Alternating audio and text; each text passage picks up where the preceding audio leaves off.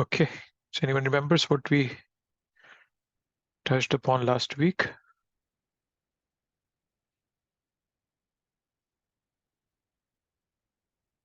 Who can tell me?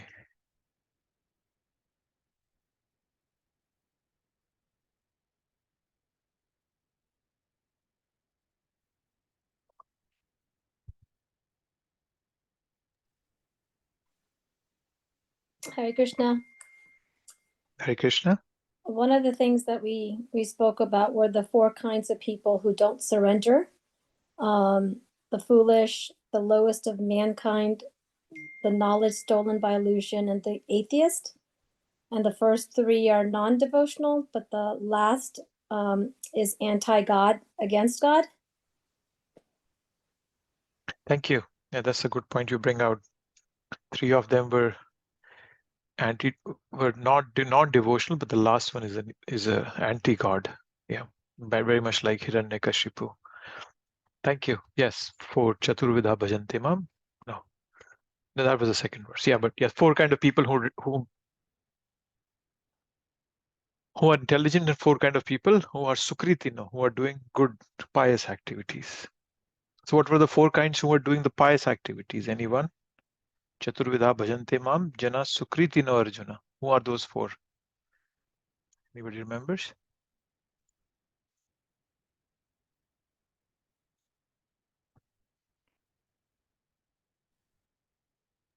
Prabhuji, the distressed, one who desires wealth, one who's inquisitive, and one who's searching for knowledge.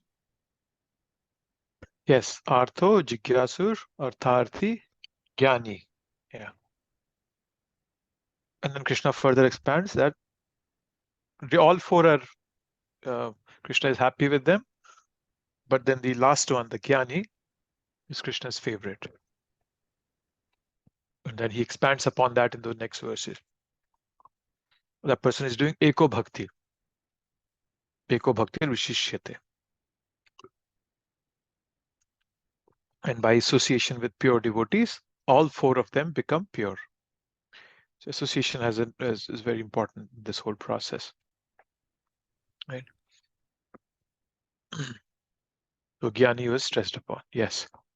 And then we kicked off the last section about demigods. Right? The last section of this chapter is demigods, D.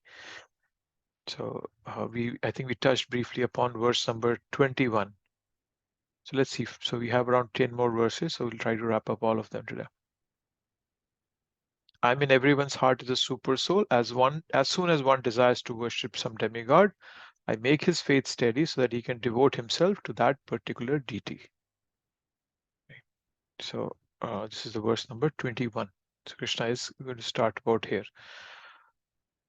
So Krishna is refers to what was that? Shraddha. So Shraddha Architum Ichyati. Shraddha, he's talking about faith. So faith, he's saying, is a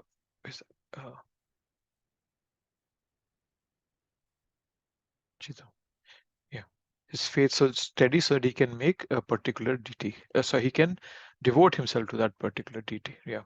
So he bestows his faith according to our desires. To understand this, we can understand this by the healthiness that results when a medicine cures us. So we are all souls who have an original eternal relationship with Krishna. So having complete faith in him is our natural spiritual state. But then still we come into this unnatural state because of that desire. So we have this desire. So somebody can ask this question that, okay, why is Krishna even creating demigods if this is an unnatural state, if that's not the path we're supposed to take? We're not supposed to reach out to demigods, right? So actually, just give me a second. The verse 20th was the beginning of this. So Krishna starts by telling that kames teste hita jnana prapadyantyanidhi. So those whose intelligence has been stolen by material desires surrender to demigods. So Krishna is right there telling that if you're so much entrenched in material desires, then we start worshipping demigods. Right? So that's the beginning of this section. And then in the next one, Krishna says that when they start devoting themselves to a demigod, I strengthen their faith in that demigod, right? So because I'm sitting in everyone's heart as a super soul, right? So going back to the question that why would Krishna create this system of demigod worship, right? So the answer to that can be on 3 levels, right? First, some children of Krishna don't want anything with Krishna and only want material pursuits. They only want material enjoyment. The Krishna is, everybody is a child of Krishna, but then some of them become very much attached to material enjoyment. So Krishna says, okay, go ahead, enjoy. Then second is that Krishna is non-envious in nature. What does that mean? Is that so generally in this material world, if we are maintaining somebody, if we are taking care of somebody, we get some expectations out of that. That person will serve me in return. Otherwise, we call that person ungrateful. Right? But Krishna is not that way.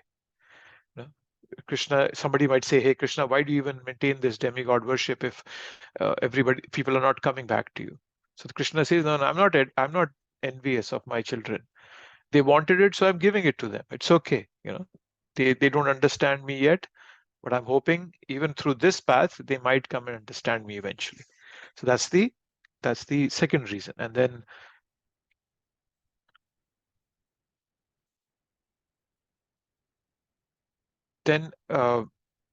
the third reason is that the worship of demigods is designed for gradual advancement of people towards bhakti. It is a detour, a big detour, but it brings back one to the spiritual path. That's the reason why Krishna creates this demigod worship. Right? Krishna gives the conviction to be faithful to that deity. Why does Krishna do that? Krishna doesn't interfere with our free will. If I ask for something, Krishna gives me that facility. He gives that facility so that I can fulfill my desire. So that's the reason why Krishna is, if somebody can ask that, why is Krishna doing this, right? So, but then in the verse before this, we read, Prabhupada had quoted a verse from 2.3.10, akama sarva kamo va moksha kama udharadi tivrena bhakti yogena yajita purusham param. That akama, you have no desires. Sarva kama, all the desires. You have a desire for liberation. Whatever it may be, yajita purusham param. Bring it to Krishna. Right? Then Krishna will reciprocate in a way that not only will he fulfill your desire, but he'll fulfill it in a way that you will not ask for anything more. You will not come back to him again with that desire. Right? And we talked about that verse in the Chaitanya Charitamrita Madhya Leela, the 22nd chapter, where Krishna says, Krishna kahe ame bhaje mage vishaya sukha. That even though you are praying to me, but you are asking for, something very useless. Vishaya mage, right? Amrita chadi vishaya mage e badi murkha. So Krishna is looking at them like a father looking at a child. Why are you even asking me this? But then Krishna further on says that Ami Vigyan, that I am intelligent. Hey Murkha, Vishaya Kene Diba. Why should I give this person Vishaya? Right? Swa Charnamrita Diya Vishaya Bhulive. Vishaya Bhulibe. Yeah, so I'll give him my own lotus feet, love of my own lotus feet, and then that way, that person will never come back and ask me for that thing again. Right? So we talked about how sometimes Krishna, when we go to Krishna, he may not fulfill our desire. Sometimes he may fulfill our desires, and sometimes he can even ask us to wait. Right? Dhruv Maharaj was given his desire immediately. Sometimes Krishna asks people to wait, and this waiting time is what makes people desperate, and then they change their course of action and they go towards demigods. That's the problem that comes in. So in this verse 721 and 720, 21 and 22. Krishna is saying that whichever form someone desires to worship, I give them that faith, right? And when he worships that desire gets fulfilled. But then that desire is also getting fulfilled by Krishna's arrangement, right? So if somebody is interested in worshipping to Lord Shiva, Krishna will give them the faith to worship Lord Shiva, right? And one way, and what's the practical way of giving that faith? That there are scriptures that glorify Lord Shiva, right? So by worshipping Lord Shiva, they get elevated. So at least from the mode of ignorance, they can rise upwards. And this is a significant elevation from them. Right? So, and so whereas if you see some other segments of society, they follow ideas that it's either my God or you go to hell. Right? So, but then that's not the way Krishna is presenting himself. Krishna is not a jealous God. He's a loving father. Right? There's the biblical idea is that worship no other gods. Right? So Gita's revelation is not that of a jealous God, like he's not a jealous God, but he's very passionately concerned about our relations. Right? So there's a story that comes in the Bible about this the prodigal son in the Old Testament, that there was a son of a wealthy person who demanded of his father to give his share of inheritance. His father agreed, and the son took the wealth and then he squandered it. He became a pauper, he suffered a lot, and somehow managed to survive, living a very pitiable life. Finally, he decided to come back home. When he came back home, his father welcomed him again with open arms. Father was delighted to see him. This story describes that how the God's love is so glorious.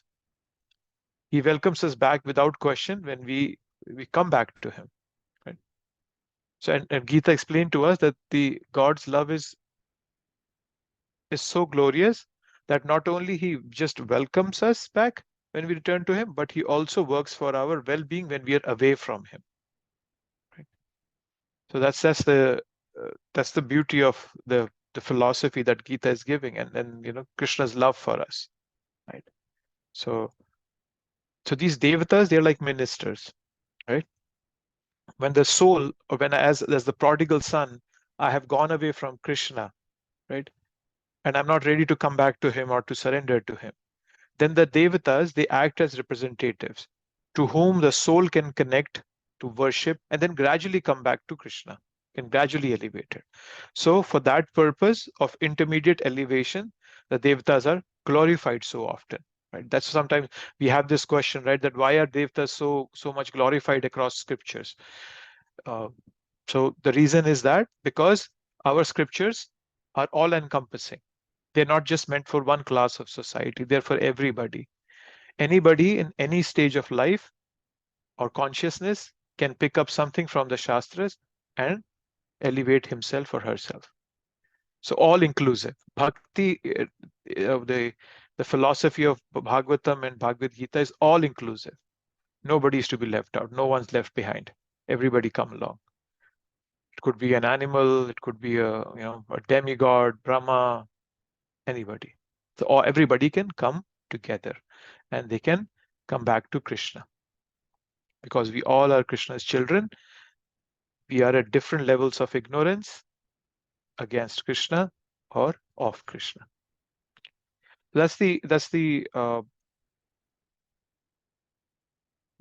of the essence of these two. This whole broadly this section of demigods. So we are in 21. Let's read the purport. God has given independence to everyone. Therefore, if a person desires to have material enjoyment and wants very sincerely to have such facilities from the material demigods, the Supreme Lord, as super soul in everyone's heart, understands and gives facilities to such person. He does not interfere with their independence. Right? Then some may ask why the all-powerful God gives facilities to the living entities for enjoying this material world, and so lets them fall into the trap of the illusory energy. The answer is that if the Supreme Lord as super soul does not give such facilities, then there is no meaning of independence. Right? So Krishna doesn't want us to come to him out of force, out of fear.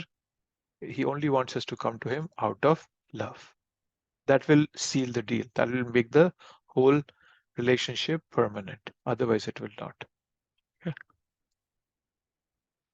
Let's go to 22. Endowed with such a faith, he endeavors to worship a particular demigod and obtains his desires. But in actuality, these benefits are bestowed by me alone. Yes. So Krishna is saying that even though the person might think that, oh, I'll just go and follow the demigods. But then Krishna is very clearly saying that no, it's being given by me also. Right? So there is faith being built, and then this is from the follower side. The supply is being provided. So if you notice, right, so there is they get this faith. So they're building a faith also. That also Krishna is giving. And then what are the demigods doing in return? They are fulfilling their desires. But then both these things, the faith as well as the fulfillment of desires, is coming from Krishna. That's the important part, right? So actuality benefits are given by Krishna. So Prabhupada is saying the living entity may forget that everything is the property of the Supreme Lord, but the demigods do not forget. So the worship of demigods and achievement of desired results are due not to demigods, but to the Supreme Personality of Godhead by arrangement. And then further on, Prabhupada says, for the living entity who desires to return to Godhead, material desires are impediments. A pure devotee of the Lord is therefore not awarded the material benefits desired by less intelligent living entities, who therefore prefer to worship demigods of the material world rather than engage in devotional service of the Lord.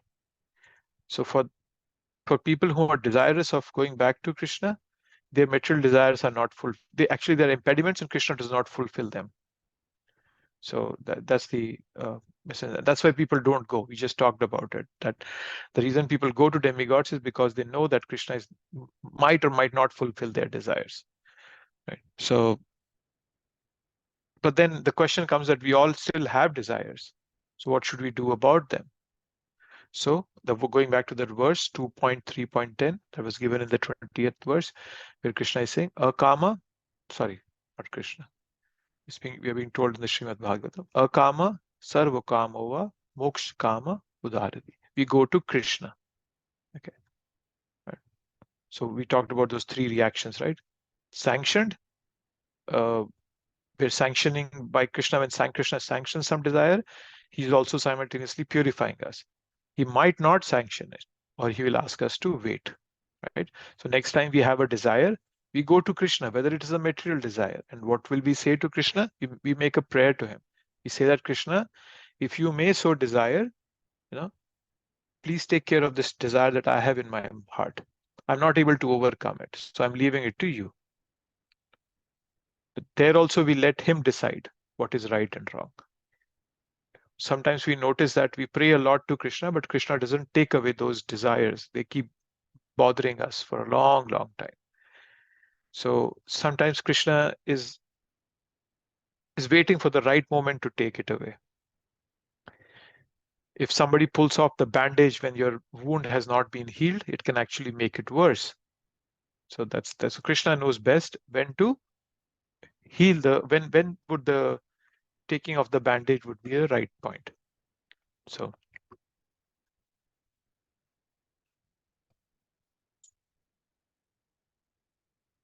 we should just offer everything to Krishna and ask him for solutions every time.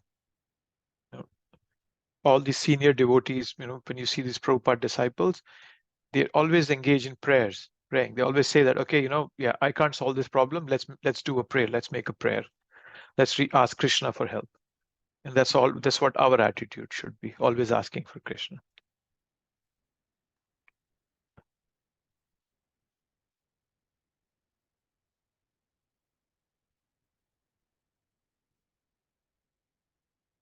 (23)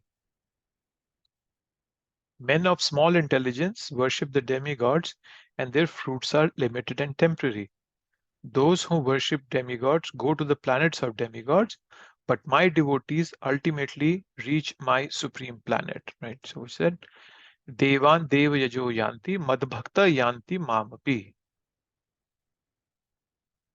And this verse is very similar. Krishna will speak another verse like this in the 9th chapter. I think 9.24 he said, Yanti Deva Vrata Devan Pitra Yanti Pitrata Bhutani Yanti Bhuteja Yanti Madhyajino Pima. That people, according to their inclinations, will go to their destination will also be similar. So that kind of refutes the concept that is so prevalent nowadays that every path will take you to God. So that's not it. That's not the way how it works. Right? So Krishna here is giving a reason why you should not go to demigods, right? So a sign of intelligence is aspire for things that are eternal and fulfilling. Sign of being non-intelligent is looking for things that are not fulfilling us. They're not eternal, right? So Krishna is calling such people alpamedhasam, right here. She's alpamedhasam, which means of those of small intelligence.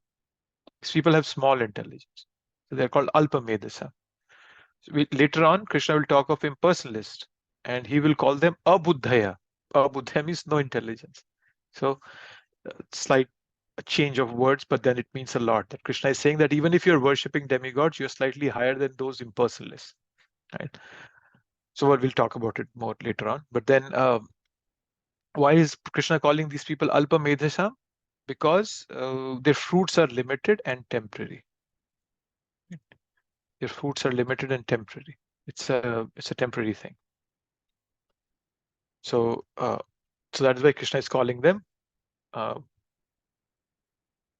small intelligence. And there's this philosophy, yato mat tato pat, that as many opinions, that many there are paths for attaining perfection. So, but then if a person is surely a follower of a demigod, but he or she has sincerity in their heart, the demigods guide them to Krishna eventually. Our scriptures have many such stories where they were followers of demigods, but they eventually became devotees of Krishna, of Vishnu. There are a lot of these such stories. Any examples that come to your mind about this situation where people have become worshippers of Krishna after following a specific demigod? Can anybody think of any example?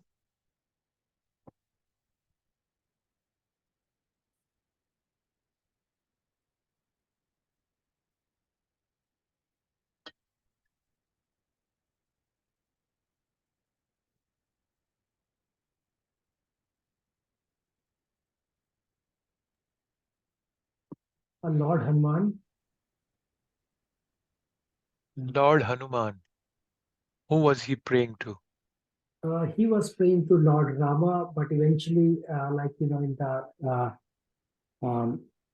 Dwapar Yuga, when the Krishnas appear, then he realized that Krishna is the supreme, and then he started praying him. I thought he was always a Lord Ram devotee. Krishna, Hanuman never leaves Lord Ram. Yeah. That's my understanding. There is. For Kumaras, I know they were not worshipping anyone. They were they were Brahmavadis, right? But when they saw Vishnu, then they became from Brahmavadi to worshipper of Vishnu. But I don't remember. Obviously, they were not worshipping any demigods. I know. Yeah, they were not worshipping Any demigods. Yeah, one very good example comes from Chaitanya Charitamrita, where Keshav Kashmiri. Do we all know the pastime of Keshav Kashmiri? Kashmiri, yes. All knows. Yeah. Keshav, So yeah, he was the poet, right? A very renowned poet, and he contested with Chaitanya Mahaprabhu, right? yeah. So that was a very good pastime. And actually in Chaitanya Charitamrita, it's not given in detail. It's given in detail in Chaitanya Bhagavat, that how when Chaitanya Mahaprabhu, when he was a child in his childhood, he was very, very erudite. He was a very scholarly boy. He started his own school in his hometown. Right. He would explain Krishna even in the readings of grammar. Right. And so during this time, Keshav Kashmiri, he was a scholar, and as name says, he was from Kashmir, and he was visiting Navadvip. He came to Navadvip and to hold meetings on discourse of Shastras. Right, he was a champion scholar, and he traveled all over the places in India.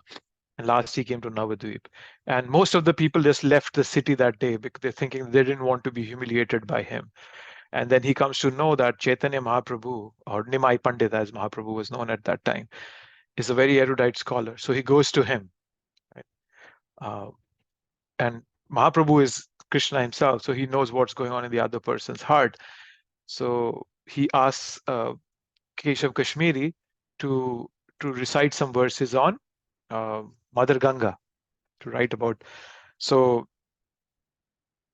what Keshav Kashmiri does, he immediately makes 100 beautiful verses about Mother Ganga, and he keeps on speaking them fluently, right? And he starts to recite them like a storm, and like he showed sufficient strength of his vast learning by doing that, right? But then when he's speaking, after he finishes, Nimai Pandit immediately picks out, he quotes the 64th shloka and pointed out some deficiency in the calculation of the way that it was presented. There was some rhetorical and literary irregularities in what Keshav Kashmiri was speaking, right? And he particularly pointed out one verse. He says Bhavani Bhartu, and so Bhavani Bhartu.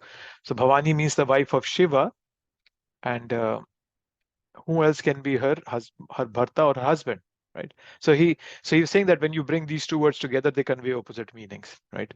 So Bhavani automatically means the wife of Shiva, and they're saying Bhavani Bharta. So there is somebody other than Shiva who's taking care. So Mahaprabhu explains it very beautifully.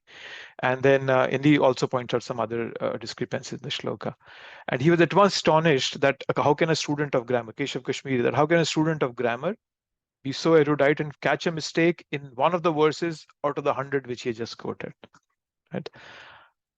Then later on that night, Keshav Kashmiri was very, in a state of stress that, why did Mother Saraswati not help him at that time?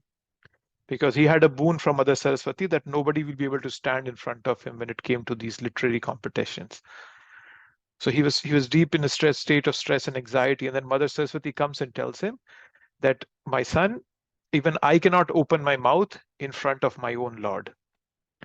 So you should be very happy that you lost to who's even my Lord. So that was Mother Saraswati's way of blessing the sincerity of Keshav Kashmiri. So Keshav Kashmiri then immediately left all that, and he next morning goes to Mahaprabhu, and he becomes his disciple. So that's one very good example that I always think of, that when we sincerely follow a demigod, then the demigod himself or herself will take us to Krishna. That's what Keshav Kashmiri, what happened to Keshav Kashmiri. Yeah. So people with, okay, so going on. So as Prabhupada is confirming that some commentators on the Bhagavad Gita say that one who worships a demigod can reach the Supreme Lord. But here it is clearly stated that the worship of demigods go to the different planetary systems where demigods are situated. So, yes.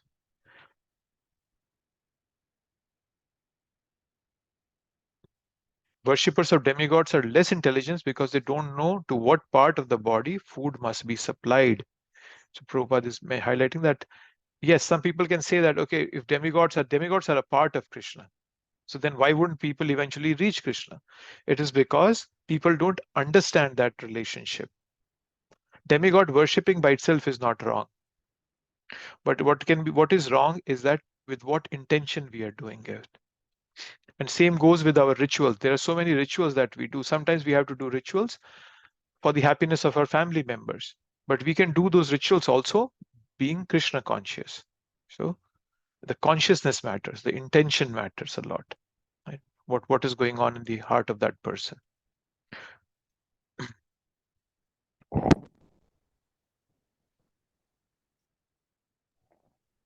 Hare Krishna, Prabhu. Hare Krishna, Prabhu.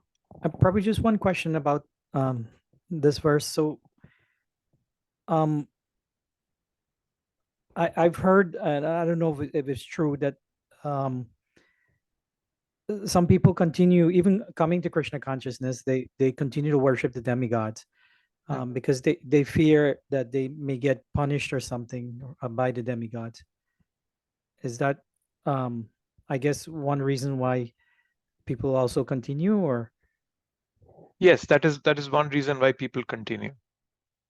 Because the way people have been brought up, it's hard for them to give up this consciousness that demigod worship is the way Krishna in Bhagavad Gita is explaining demigod worship. People are afraid of giving it up. That's correct, Prabhu.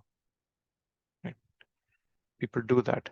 And it's all a matter of perception, right? So people who are meat eaters, why is it so hard for them to give up meat? Because from the day they were born, their parents taught them that you need meat for protein, you need meat for energy, eating meat is good for you, eating meat is good for the planet, so and so forth. So much is given to them. To such an extent, their belief is so strong that they even cannot look at the confusion, right, or the dissonance if that is caused because they have pets at home. So the pet becomes so dear to them, they will hug the dog will sleep in the bed with them, they'll go out, the dog, poops and they pick up that with the hand. So they're ready to do all that nonsense. But then at the other hand, they're killing some other animal. So the consciousness is so strong sometimes that it's very, very hard for people to give it up. And same goes for demigod worship. It's very, very hard. It's so deep rooted, especially for families who have been very diligently doing it since the time of birth. And, kids are taught to do all sorts of rituals, fasting and so on and so forth. That is why it's hard. They're not able to give it up. But as I was saying, there is nothing wrong in giving up and worshipping demigods or following those rituals. What we all can do is we can just change our consciousness. Krishna is not looking for what we are doing externally. Krishna is looking what we are doing internally. That's more of value for Krishna especially. So we can even go to worship demigods and tell them that, hey, see, I understand what your role is, and I really appreciate that, what you're doing for me. And, so there's no harm in praying to demigods either. The gopis went to Katyayani to worship and ask for Krishna. Whenever we go to any of the dhams, you go to Mayapur Dham, there is the deity of Lord Shiva. When you enter, what's that place? Mahaprabhu's birthplace. So right behind the neem tree, there is a temple, small temple of Lord Shiva. So he's a protector. So he protects all the dhams. And across India, at all places, there is something where Lord Shiva is placed so that he protects the dham. So we worship demigods, but with a purpose, with the right intention.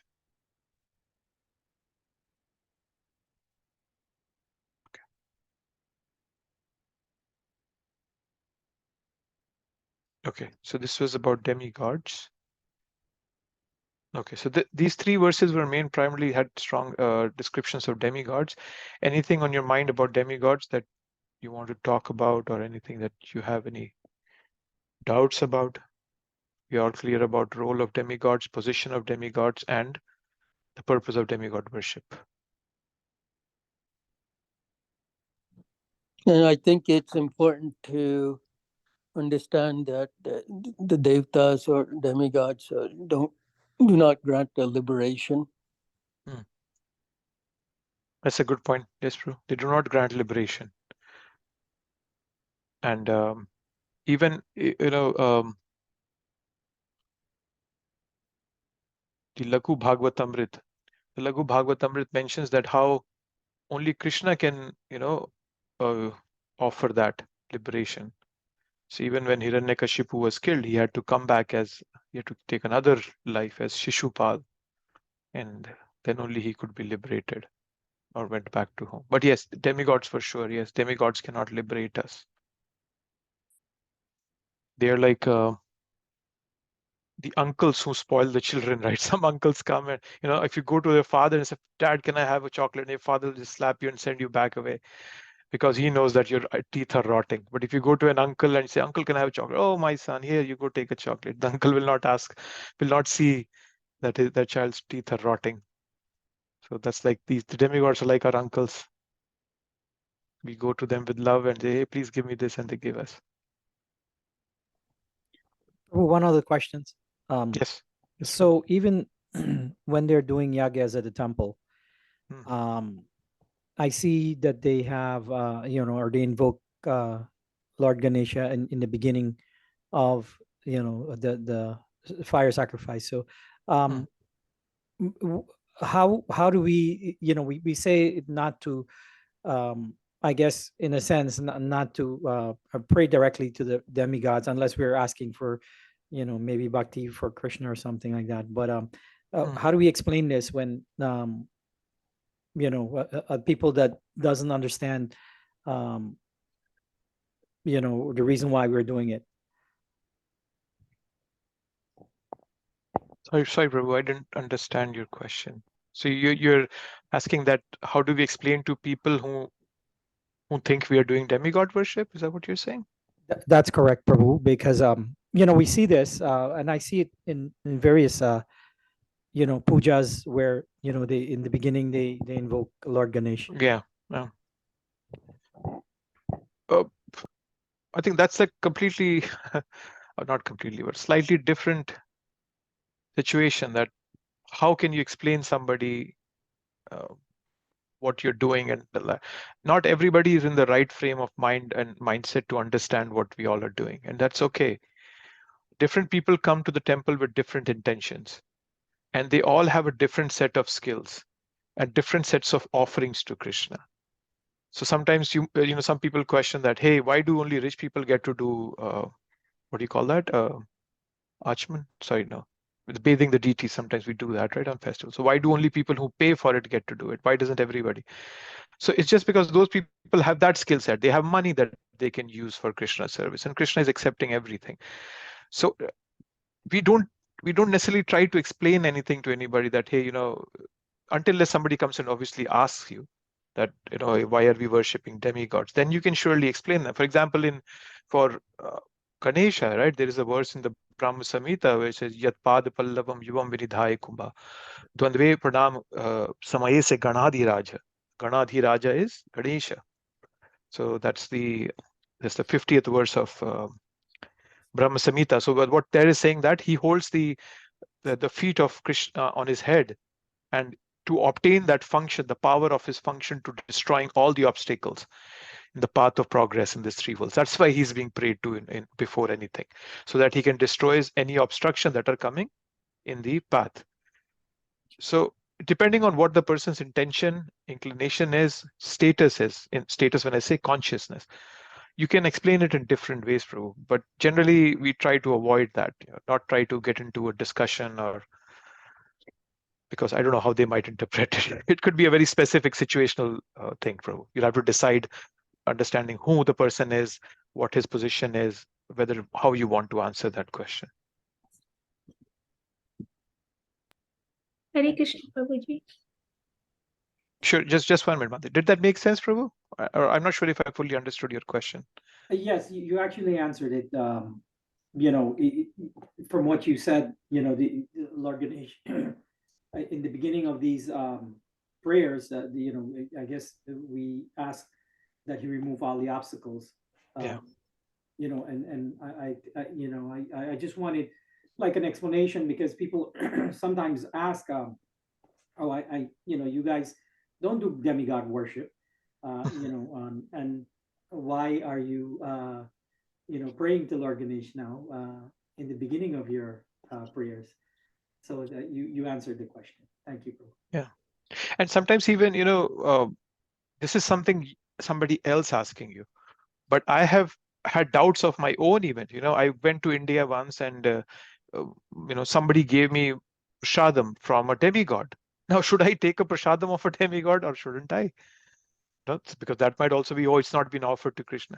So that's also, so what I'm broadly, by my question and your question, what I'm trying to explain is that we have to look at it very situationally, but also very logically. And we don't want to come out as fanatics that hey, we only worship Krishna, everybody else is a nonsense, all demigods are useless, or they are our slaves or something. No, we give our respect to all the demigods, and they all have their own positions.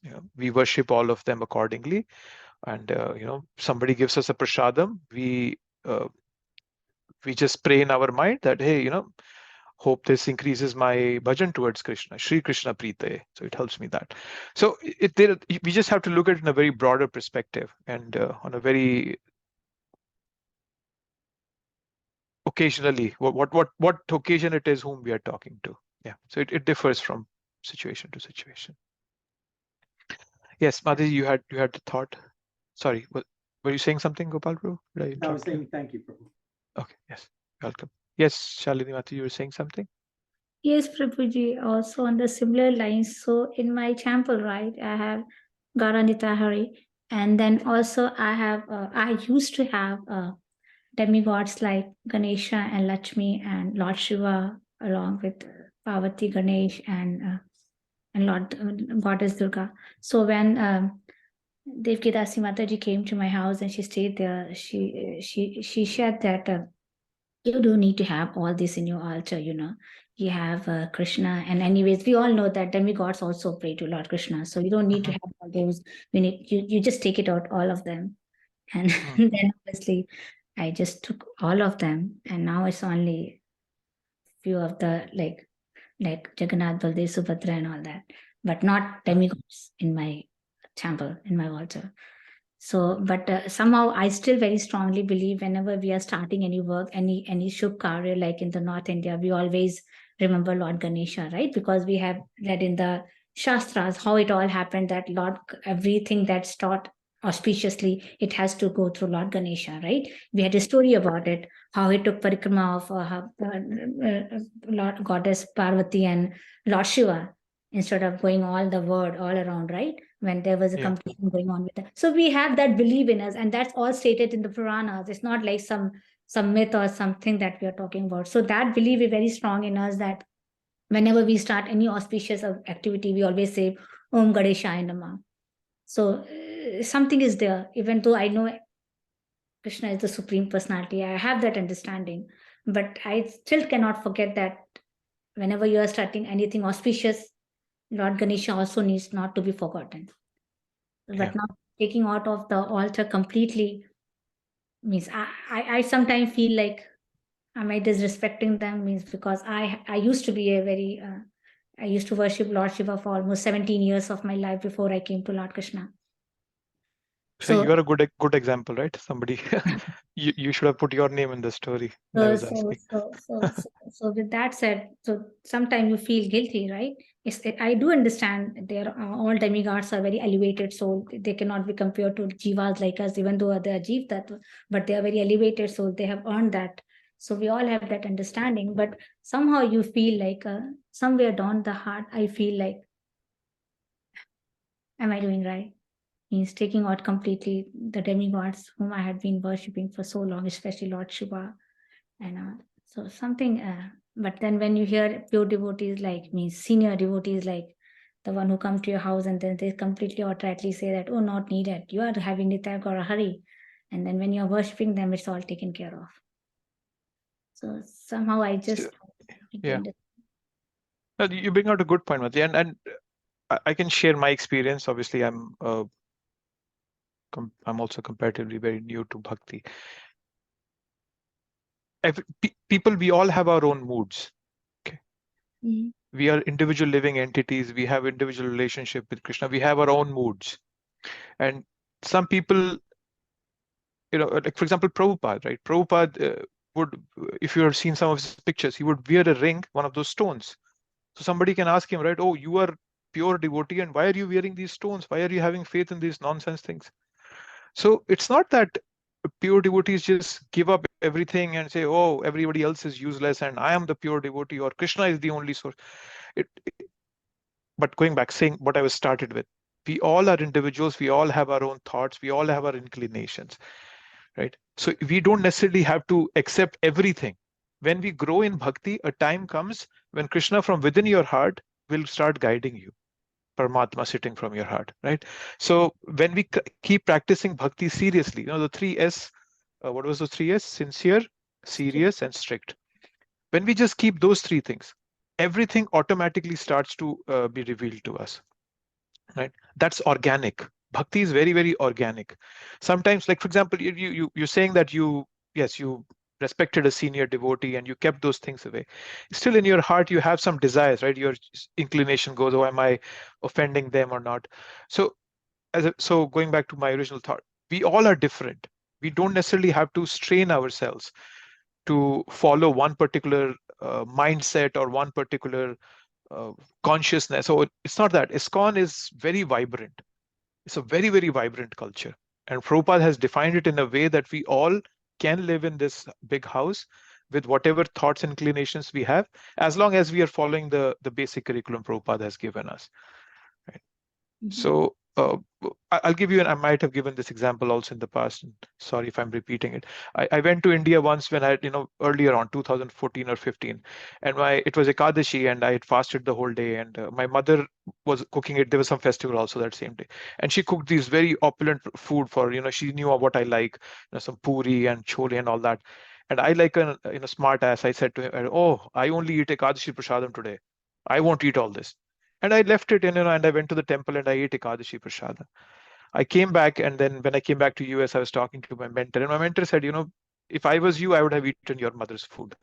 So sometimes out of fanaticism, we think that following these rules and regulations make us stronger. No, they don't make us stronger. What makes us stronger is our sincerity to connect with Krishna. That makes us stronger. I'm sorry, I might have gone off the path a bit here, but what I wanted to say is that you will get hundreds of people who will tell you, do this is right, do that is right, go this path, oh, that is sin, this is offensive. You look at it from your own perspective also. Are you at that point to accept that kind of a scenario? So some intelligence is also needed in the whole process. Just wanted to share my thoughts. I'm not saying I'm perfect. So once again, I'm also might be out of those hundreds who give you advices. So yeah, we all use our intelligence to make a decision. Thank you so much, Prabhu. Everything changes organically in bhakti. Your bodily needs will change organically. If somebody today itself comes and says, "Hey, no, give up this. You are doing a sin. How dare you? You have taken shelter of a pure devotee and now you're doing these sins."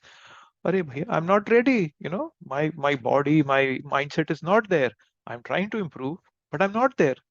And Krishna accepts such people, right? Jato Shraddha Mat Kathasu Nirvinna Sarva Karmashu. That's 11, 20, 27 and 28. Krishna himself says that, my devotees, they know what is wrong, but still they're not able to give it up. They are very good. They are my loved ones. Krishna says they are very dear to me. So yeah, it can be very different for different people in ISKCON. Okay. Anybody else? Any thoughts before we finalize this chapter? Yes, Prabhuji. Yes, bro. So I wanted to give two examples for Devtas, demigods. First one being Lord Shiva with the Mohini avatar. How Lord Shiva, he basically could not control his senses, and so the lesson is that that even the demigods, they can fall and are susceptible to like attractions, and so they're not necessarily at the highest level where they can fully control their senses. And then another example is from Canto 6, I think it was chapter 7, the example of Indra, offending his spiritual master, Brahaspati. So he caused, disrespectful behavior toward his spiritual master. Subsequently, Indra lost all his opulence, and we learned that he was conquered by the demons. So this type of a behavior, even demigods, can do, and so we should understand that they're totally clearly not at the level of the Supreme Lord. So when we learn from all these examples from the Srimad Bhagavatam, we really get it, good understanding, of their demigods, opulences, and the limitation of power at the same time. Yes. Yeah. Broadly understanding what their position is, as Bhagavad Gita is explaining it to us. Yeah, that's a good point you bring out, bro. Thank you. Prabhuji, do we consider Shiva as a demigod? I thought he was a straight supreme Vaishnava and he was not into the category of a demigod. He was a Shiv Tattva, right? Demigods are the Jeev Tattva. So I thought he was not into the category of a demigod, Lord Shiva. So that's a big discussion, Adaji, because Lord Shiva, yes, he does not exist only at one level. He exists at different levels of reality. So there is Sadashiv, Yes. right? Jiva Goswami explains in Brahma Samhita that his abode is almost in the spiritual world, right? So 1/4 is spiritual. Sorry, it's 1/4 in the spiritual world, 3/4 in the material world, right? So the one that's part in the spiritual world is eternal; it never ends, right? So yeah, so Shiva Tattva is there also, and so but then in this material world, Brahmaji is the first created being, right? And then from him, Shiva is born, Yes. right? He was born when Brahma gets angry when the four Kumaras refuse to propagate, to procreate. So his anger manifests as Rudra, right? So that is a material manifestation. So that Sadashiv is eternal. This Shiva is not eternal, which is coming out of the forehead of Brahma as Rudra, right? Because Brahma himself is not eternal, so how can something coming out from him will be eternal? So what I'm saying is that there are different levels of reality for Lord Shiva, right? So Sadashiva. So that's why when it becomes a bit confusing when people how they name the terminology is put. So that's why I make a distinction whenever I say Sadashiva, I'm talking of the eternal part of him, right? But then when I'm talking of Shiva, I'm talking about more of this material part. And even Brahma Samhita, Shiram Yathadadi Vikar Vishesha Yoga, that milk sometimes when it's touched with acid gets transformed to curd. So therefore, when Lord Vishnu gets transformed into Shiva, but that's not referring to Sadashiv. Sadashiv is almost transcendental. So I'm not sure if I've confused you further, but there's a difference in Shiva and Sadashiva. Yeah, Prabhuji, these things I think so. I know about the Sadashiva and Shiva, but I was talking about from the perspective of he being a demigod. I thought he was a totally different altogether tattva. He's a Shiv tattva. Demigods are Jeev tattva. We are also Jeev tattva, right? So from that perspective, we cannot categorize Shiva. Only I'm talking about Shiva as a demigod. That's what I was saying. So when you're talking of Shiva as a demigod, Shiva as a demigod that has emanated from Brahma is a demigod. Okay, but the Sadashiva, he's not a demigod. He's eternal, right? I mentioned as he Yes, so Prabhuji, what is the Shiv that? I thought the Shiva that came from Brahma. I thought because there are 10 Rudras, right? Rudra was one of them. There were 10 of them that came from the forehead of from Brahma when he was angry. It was not only one. Rudra was one of them. I'm not remembering all the 10 of them. So so out of them, Shiva is the Shiv Tattva. So that is I have to. If he's coming from a Jiva Tattva, how he's not going to be a Shiva Tattva. Right? So sorry, he's not going to be eternal, right? He's not that eternal Tattva in him. He's coming from a material being from Brahma, so he is also that Jiva Tattva. At least in that concept, he is a Jiva Tattva. But then the eternal part is more of the Shiva Tattva that you're talking about. Okay. The demigod is not that Shiva Tattva that you're talking about. Because it is, as I said, because it is a demigod, it's emanating from a Jiva Tattva. That is why it's a so Sadashiva and Shiva, they are at different tattvas, they are eternal, non-eternal, they both have significant differences in between them. Okay. Got it, Prabhu. Thank you so much. Okay, so let's get going. Prabhuji, I have one more question, comment or question. So the verse that says those who are, I guess, are deluded by material nature, or they don't surrender unto Lord Krishna, and then basically saying that those with a small mind worship the demigods, but But they, we know that, I guess it's verse 20. Those whose intelligence has been stolen by material desires surrender unto demigods and follow particular rules and regulations of worship.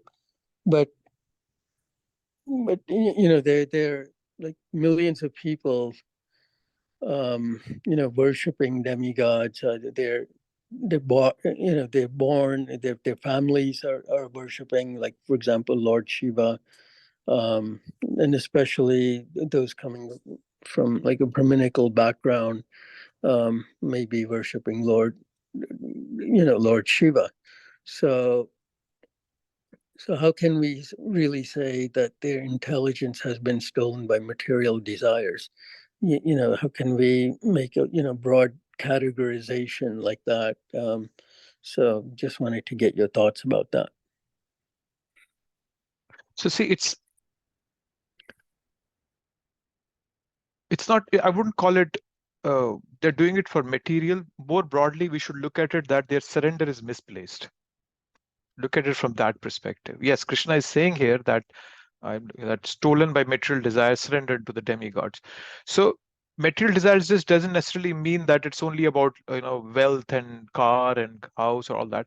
No, material desires can be that they just they have been brought up and taught this way. So their surrender is misplaced. That's what I'm establishing it. So look at them that their surrender is in the wrong place, right? Sometimes people know that okay, I have some desires that I want to enjoy, but then these desires Krishna will not give them to me. So they start worshipping one demigod, and then they make it very elaborate. They try to cover those desires up, and then people start the whole family starts following it. So not everybody in that family will be looking for material desires necessarily, but they for sure their surrender is misplaced. So Krishna is making a very generalized statement here when he says that people who are by taken away by material desires, they surrender to demigod. So that's a major category of people who material desires have brought them to demigods. But then some people who have just not even figured it out what they're looking for, and just because they have a family lineage that tells them, okay, pray to this demigod, they're just doing it. So their surrender is misplaced. So broadly, all these people, whether they're looking for material desires or they're just following a lineage, they come under the broader concept of misplaced surrender.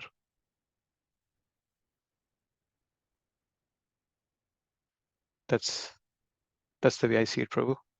Was that of any help, Prabhu?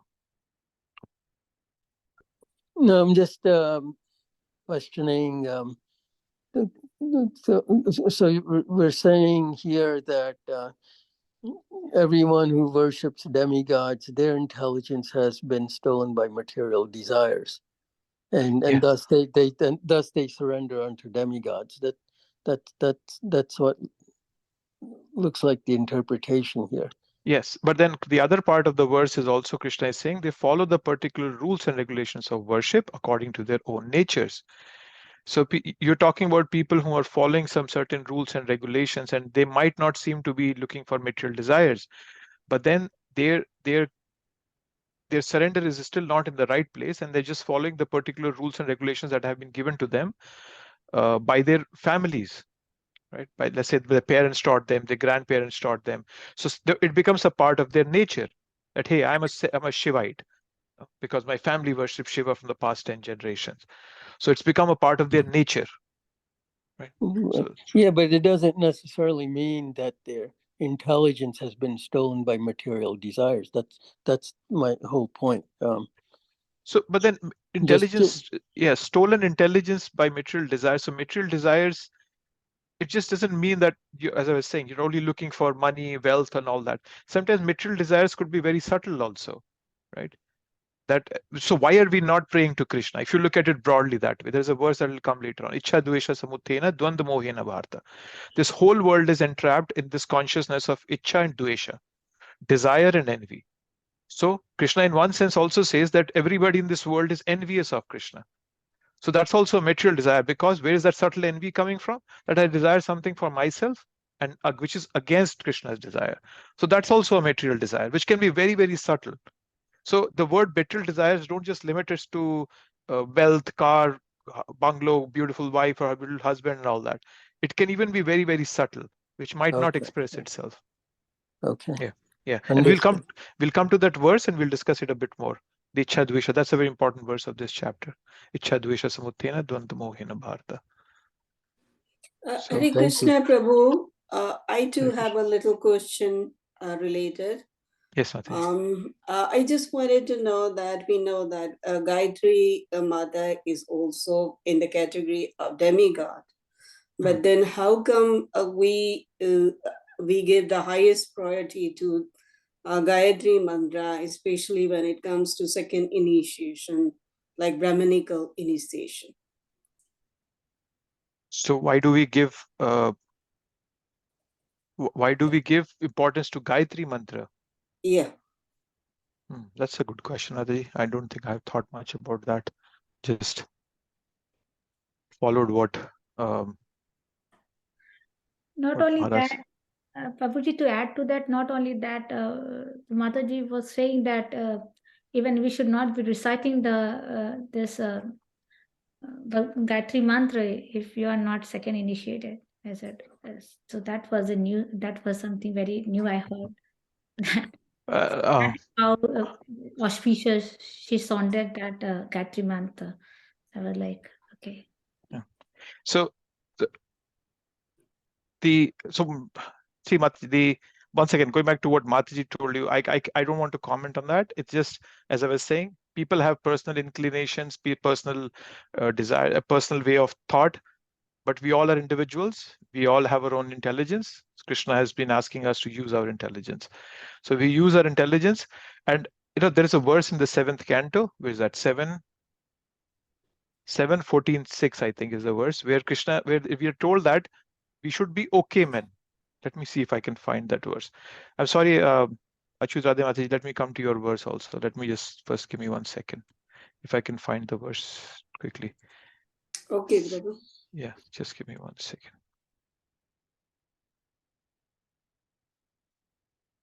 Seven, canto 7.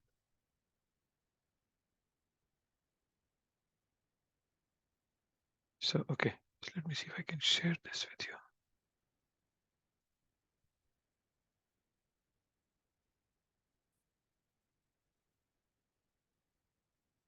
So this verse here, this is 7:14:6. If anybody wants to keep track, it says an intelligent man in human society should make his own program of activities very simple. If there are suggestions from friends, children, parents, brothers, or anyone else, he should externally agree, saying yes, that is all right. But internally, he should be determined not to create a cumbersome life in which the purpose of life will not be fulfilled. I just wanted to show you because I really like this verse because it teaches us to be okay men. Don't say yes, don't say no, just say okay. And then you try to use your intelligence. What is it that's going to make my life easiest and least complicated in progressing in bhakti? So that should probably answer all the questions we have. That whatever is being bombarded to you, just look at it. That does it help me in my bhakti, or does it agitate my mind that my mind goes away from bhakti? So decide This is according to really, really good, actually, to really understand how we can, sometimes it so happens that we come under pressure, but this one is giving us that clear-cut suggestion not to come under any pressure. This is a very good one. Thank you so much. Yeah, we should, and it's just boiling back to that we have to use our own intelligence in this whole process.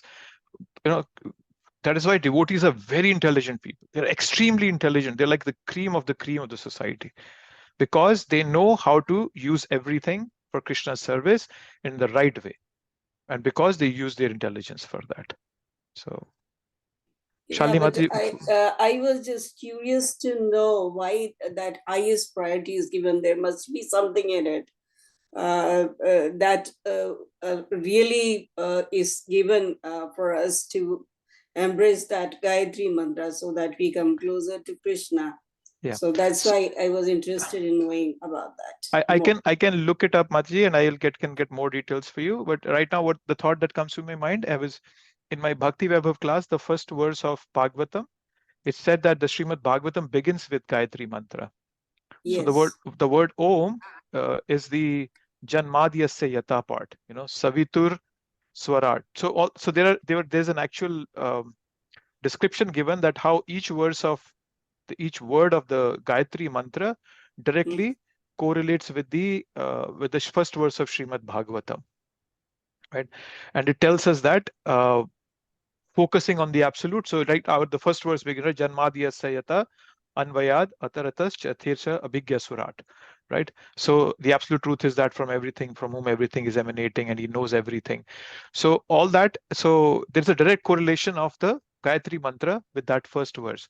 I can look it up, Mataji. Frankly, I don't remember it on top of my head. Yes. Now I'm getting it a little bit, because if you go into the translation, basically it's not Gayatri mantra. It's not really like glorifying Gayatri, but it is glorifying the Lord itself.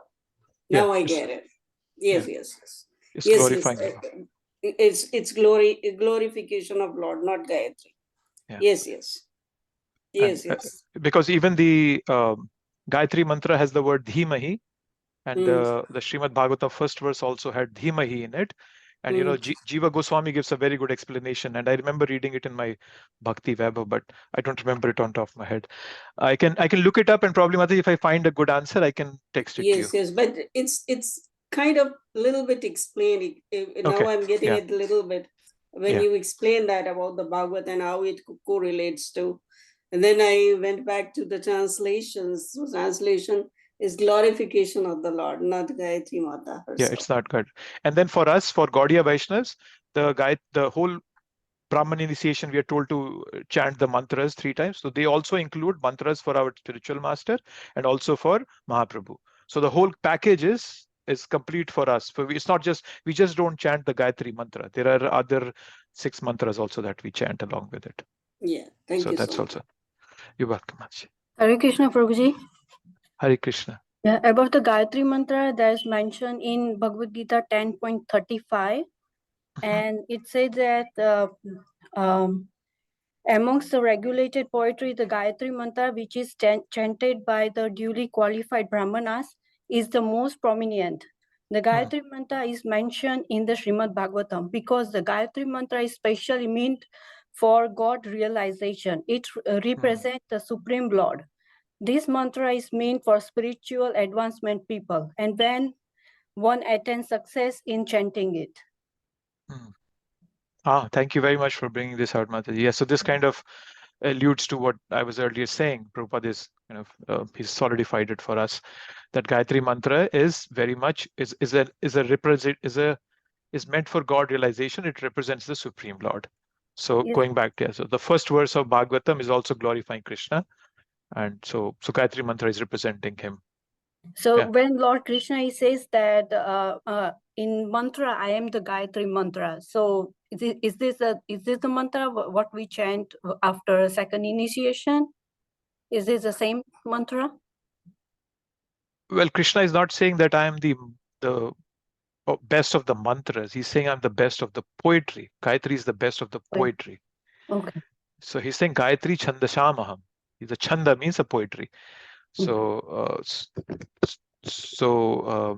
in the now that we are in the chapter 10, in 25th verse, Krishna says that in chanting I am the holy name. So if you look at the chanting, which is mantra chanting, then the holy name is he is Krishna. So the Hare Krishna Maha Mantra. So but then when you talk of poetry, then Gayatri mantra is the best. But then the question that Aishwarya Mataji asked was that is what's the meaning of it? So the reason we chant it is because it represents Krishna himself. And yes, to answer your question, yes, this is the Gayatri mantra is the first mantra we chant when we get second initiation. But then there are 6 other mantras also that we chant. Yes. Okay. Thank you, Prabhuji. Yes, Prabhu, I got it, because when you explained it, it kind of came a flash into my mind that, it represents Krishna himself, no one else. Okay. Great. Thank you. Let's get back to the chapter that we're discussing. Hare Krishna, Prabhuji. I have one question. Yes, regarding the Sadashiva and also Rudrashiva. In Canto 4, in Daksha Yajna, we study about the Parvati and Sadashiva and how Daksha did not give respect to them and all. Is that Shiva is the Sadasiva or he is of Rudra? No, that's Rudra, Mataji. That is Rudra. Okay. Yeah. Thank you. That's Rudra. That's not Sadashiva.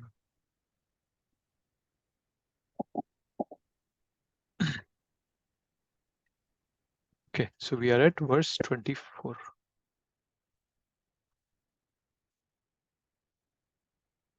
Okay, so Krishna now from the 24th verse onwards, he's now going to speak about himself a bit now. You know what is what qualifies him, right? You know, somebody can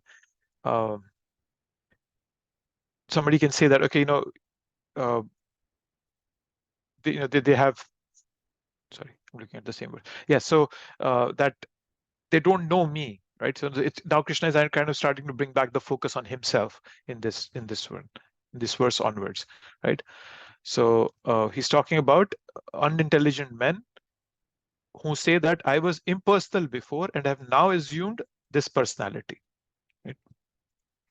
Due to the small knowledge, they do not know my higher nature, which is imperishable and supreme. So Mayavadis are actually offensive to the personal form. Right? They say that it is temporary. Right? They say that when the Brahman, the impersonal aspect of God, or the God is impersonal, and when he comes in contact with these modes of nature, then he becomes Krishna. That's the way they present it. But as we were talking about, and Shalini Mataji was hinting upon it, Brahmavadis, they're not offensive. They either don't know about the personal form, but then Mayavadis have made the indispensable truth into this dispensable temporary tool. Right? Why I call it a temporary tool? Because they say that you can meditate on this temporary form of Krishna, but then you have to ultimately go beyond the form.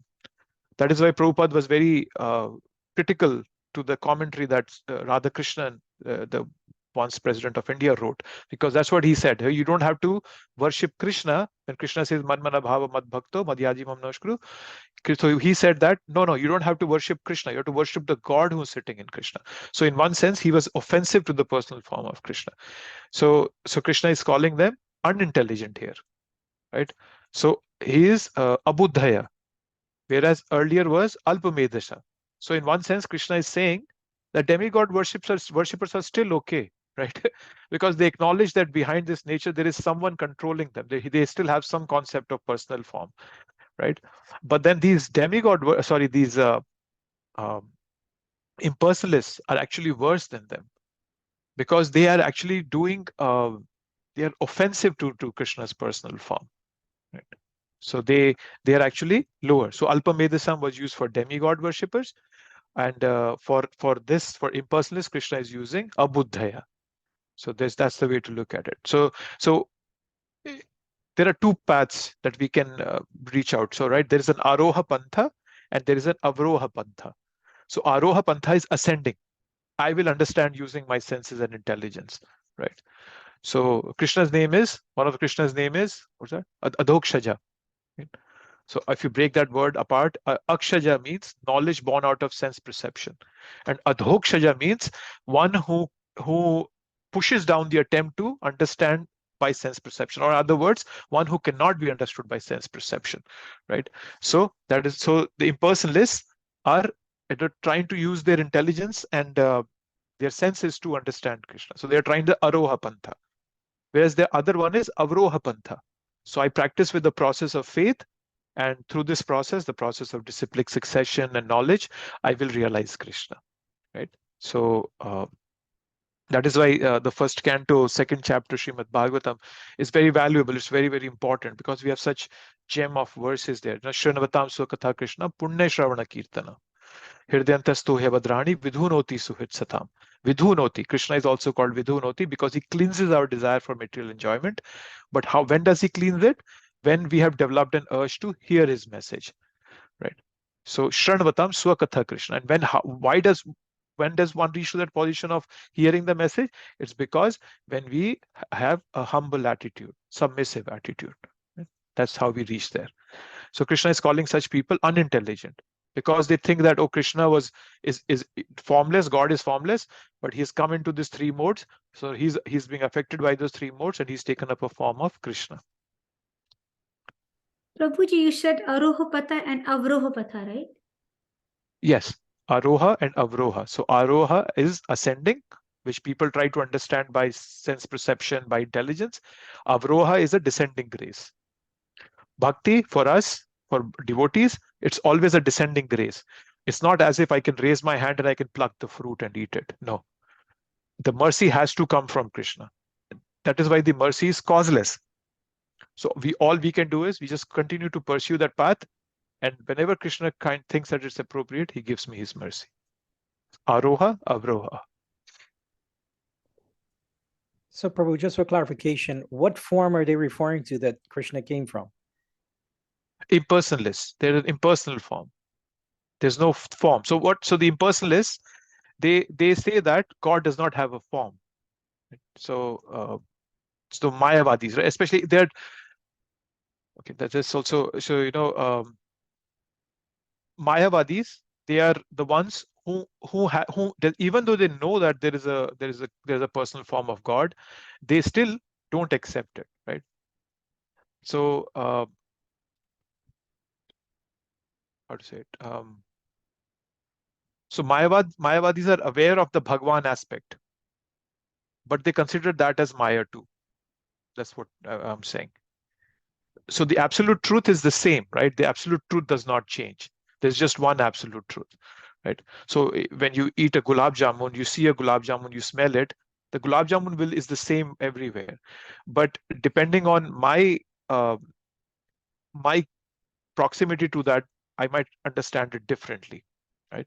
So so Mayavadis think that God does not have a form, but then even though despite reading Shastras, hearing from pure devotees, they still say, no, Krishna is not God. When he comes to this world, he has taken up a form and he's also subject to the three modes of nature. So, but then the Brahmavadis who are also similar, they also think that God is impersonal, but they just don't know the truth. So they are more innocent. So that's the way to understand the difference between both of them. Yeah. So, okay. So that's what's being talked about here. So Prabhupada quotes a very good verse here from Stotra Ratna.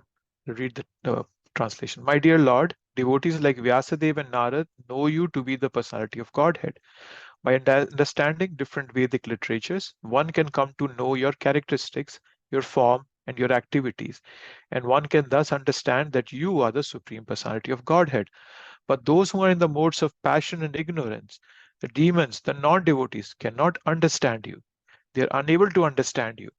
However expert such non-devotees may be in discussing Vedanta and Upanishads and other Vedic literatures, it is not possible for them to understand the personality of Godhead. So establishing the point that Krishna is saying in this verse that you cannot understand Krishna by your intelligence.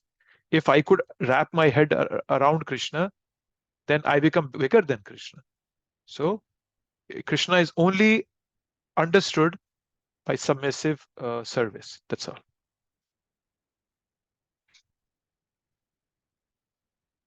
Prabhupada quotes a very good verse here from the 10th canto, 14th chapter. My Lord, if one is favored by even a slight trace of the mercy of your lotus feet, he can understand the greatness of your personality. But those who speculate to understand the supreme personality of Godhead are unable to know you, even though they continue to study the Vedas for many years. So once again, speculators cannot understand Krishna. But if I become submissive, Krishna becomes happy and then he gives me all the knowledge. But not by, I cannot just forcefully, like put my foot in the door and get in. That doesn't work with bhakti.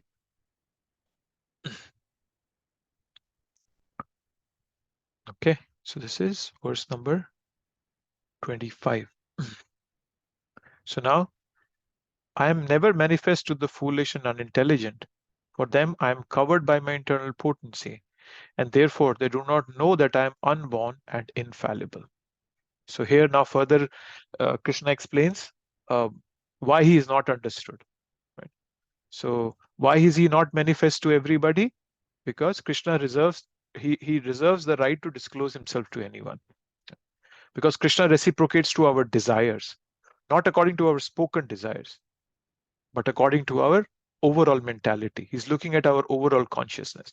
Krishna is not picking at you. Oh, you did this one thing wrong. Oh, this morning you, instead of offering me Aarti, you instead of offering five times or 7 times, you just offered it to me 3 times. Krishna doesn't go into those nitty-gritty details.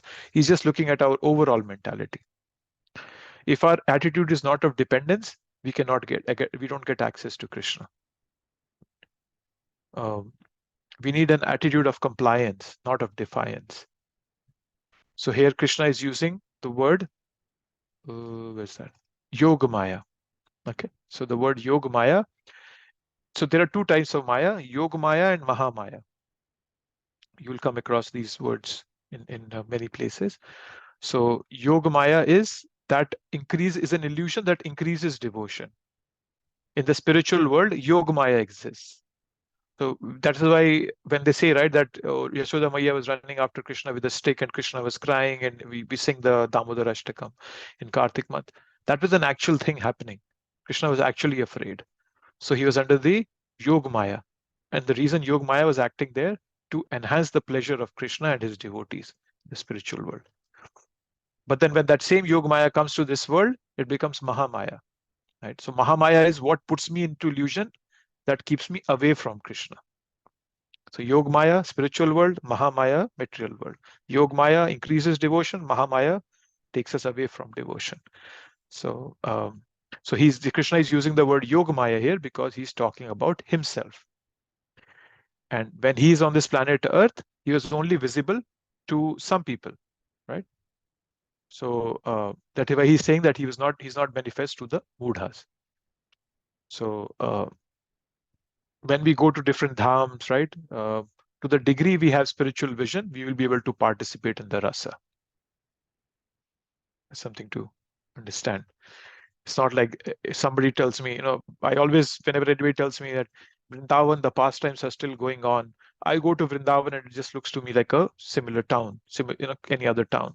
That is because my Mahamaya has a thick illusion on my eyes yet. I don't see the Krishna's internal potency manifesting there.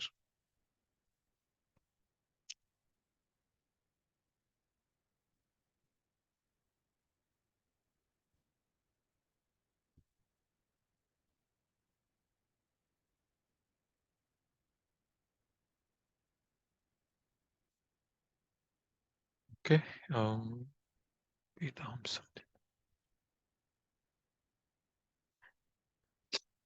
Okay, let's go to the 26. I think there is a Prabhupada discusses Yogmaya and Mahamaya in the 10th canto, 14th chapter. I can send that on the WhatsApp group. You all can read it later on. Let's do 26. O Arjun, as the Supreme Personality of Godhead, I know everything that has happened in the past, all that is happening in the present, and all things that are yet to come. I also know all living entity, but me nobody knows.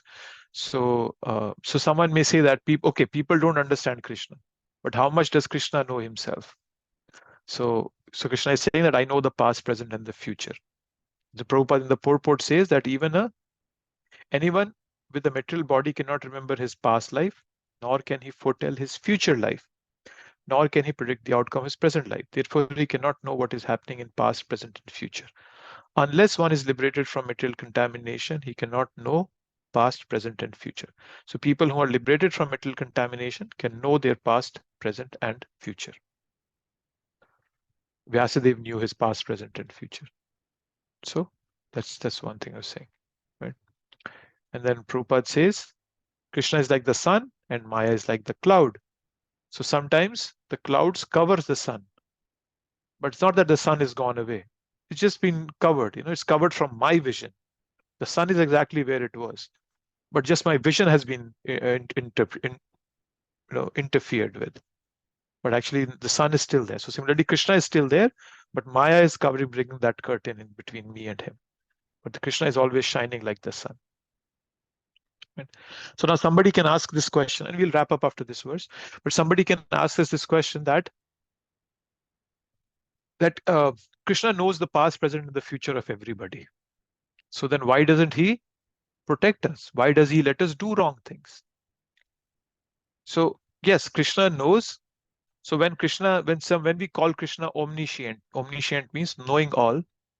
So Krishna knows our future also, but he knows our future the same way we know our past. We cannot do anything about our past, right? We know it, but we cannot do anything about it. Similarly, Krishna knows about our future, but he doesn't do anything about it, right? Krishna lets the fight to go on, even though he knows the future.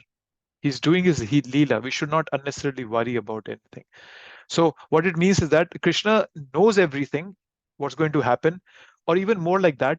Let me even go a bit more deep in that. So every situation that I will be put, faced with, I'll have options, A, B, C. You can do this, you can do that, you can rely on Krishna, you can use your intelligence. So Krishna knows all the situations I have. But because of my tiny free will, Krishna doesn't interfere with what decision I take. He even knows what choices are available. He knows that also. But he does not interfere with my choice. Or if Premnam goes, no, I'll try to speculate and use mind. I think I am smart. I'll figure it out. So Krishna will say, okay, I tried to explain it to you. You read the Bhagavad Gita, but still, if you want to do it, your choice. So Krishna, so that kind of solves the dilemma that Krishna even knows everything, but still he does not interfere with everything, because he wants us to execute our tiny free will, and then by choosing that free will with intelligence, come to me. When Ashwathama was to be killed, Draupadi said, don't kill him. Yudhishthira said, don't kill him. Bhishma said, kill him. Bhima said, kill him. Krishna said, kill him. Arjun was in dilemma. And what am I going to do? And he looks at Krishna, and Krishna starts smiling at him. So then he realizes, okay, Krishna is asking me to use my intelligence. And he does something very smart. He shaves off his head and takes the gem out of his forehead. So using our intelligence, and free will, that's how Krishna wants us to come. So, but that doesn't mean he doesn't know what our past, present, and future is. He's omniscient. He knows everything. Okay, right on dot, 7:30. I will probably wrap up here, and we can meet. And if you have any questions, you feel free to put it on the chat. You can direct text me. I'm more than happy to answer them. It's always